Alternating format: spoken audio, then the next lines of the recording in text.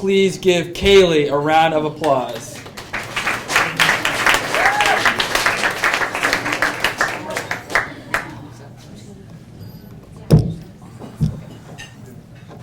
That'll work.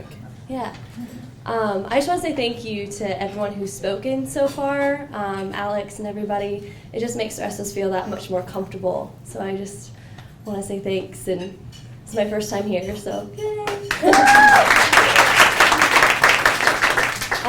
Okay, so I found myself sitting in a little cafe in the country of Albania, sipping on this thick Turkish sludge that they called espresso, and I loved it. It was just so good. And I was sitting there and I was poring over my notebook because a friend of mine had given me some phrases to use while I was there, just some niceties and some longer phrases. But I was trying to get up the courage to ask the cafe owner a question. I was going to ask him what I could do there. I knew I was going to butcher the language. I knew it was going to be horrible. So he comes over to check on my water and my espresso and how I'm doing, and I ask him. And I would say it again, but it's completely lost now. So I ask him, what should I do while in your town? And he looks at me, and he doesn't say a word. He just gives me one of these. And without breaking eye contact, he motions over to his left and says, Vladimir. And so Vlad comes over and sits down, and Vladimir speaks perfect English, and I'm like baffled, you know. And we're talking about Albania, and it turns out that Vladimir spends half of his time, so 6 months out of the year, over in Michigan, and doing I'm not sure what still. And then comes back to Albania and lives like a king because of the exchange rate. So Vladimir's in this nice business suit. He sits down, we're talking. Before I know it, we're drinking like Albanian liquor and, you know, just having a good time. And then he looks at me and he says, how much time do you have? And I look behind me, and I'm basically living out of this backpack. And I say, well, my whole life's in that backpack behind me. I think I have some time. So we take off, and he's like, great, I gotta go pick up a friend. So we go, and we hop in his car, and mind you, I'm paying close attention to Vladimir.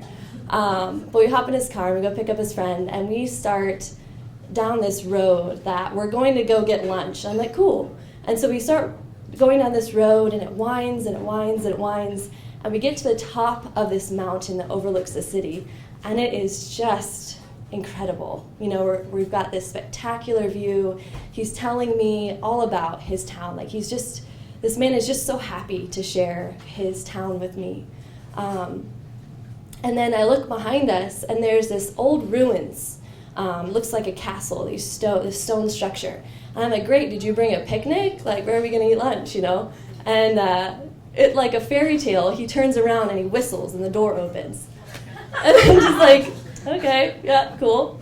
So we go inside, and before I know it, there's this intense Albanian feast laid out before us, and it's colorful, and they're bringing Albanian wines over, and we're drinking, and we're having such a good time.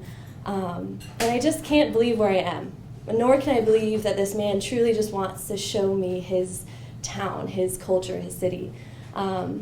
So we finish up with that, and then we go down, and he's got a few errands to do. We visit his friends, his family. Turns out his whole family is like the butcher, the baker, and the candlestick maker. Like, we're just seeing everybody, which is cool. And then we go pick up his friend's wife. We go have this other fantastic meal. And at this next meal, after like 4 courses, he takes out this clean, crisp $1 bill. And on this dollar bill, he writes, it was a US dollar bill.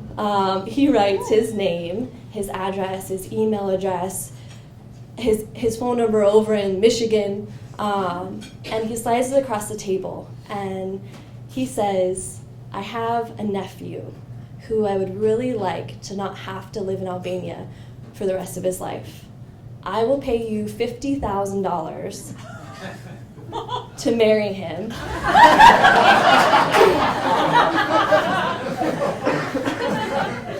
And he just gives me this dollar bill. You know, it's like So at the time I was 21, living out of a backpack. 50 grand is a lot of money. So I felt like a princess. Like, this is my fairy tale. Like, I've officially won at life. Like, I'm so excited. But like, the only words I can really muster are, I'm gonna need a little bit of time. So I took the time and I thought about it, and I just realized that that's not how I wanted to obtain that amount of money. And so I said thank you, but no thank you, and kind of sent that money back out and hoped that I would see it again one day in a different form. And that's my story. Thank you. Thank you.